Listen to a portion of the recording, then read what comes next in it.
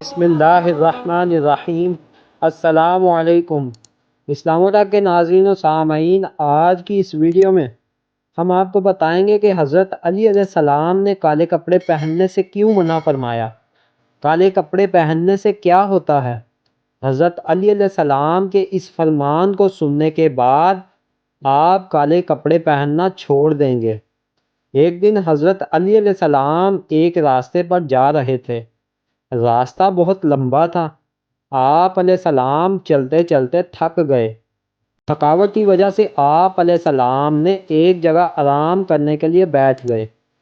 حضرت علی علیہ السلام کے سامنے سے ایک شخص گزرا۔ اس نے کالے کپڑے پہنے ہوئے تھے۔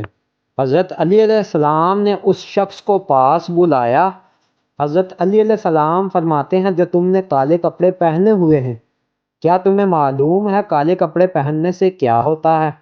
حضرت علی علیہ السلام کی بات سننے کے بعد وہ شخص گھبرا گیا اور فرمانے لگا، حضور معلوم نہیں۔ حضرت علی علیہ السلام فرمانے لگے کہ آج کے بعد کالے کپڑے کبھی مت پہننا، کیونکہ کالے کپڑے فرعون کا لباس ہے۔ اسلام و ڈاک کے ناظرین و سامعین، نبی کریم صلی اللہ علیہ وسلم سے کالے رنگ کی چادر اور امامہ پہننا ثابت ہے، اور چادر پہننے کا مطلب سر پر اوڑھنا نہیں ہے بلکہ جسم مبارک پر اوڑھنا ہے، اور سر مبارک کے لیے سیاہ امامہ بھی ثابت ہے۔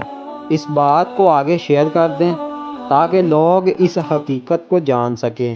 ویڈیو مکمل دیکھ لی ہو تو نبی کریم صلی اللہ علیہ وسلم پر ایک مرتبہ درود شریف پڑھ کر کومنٹ میں اللہ اکبر لکھ دیں، اور ہمارا چینل سبسکرائب کر دیں تاکہ اس طرح کی انفارمیشن ویڈیو آپ تک آسانی تک پہنچ سکے۔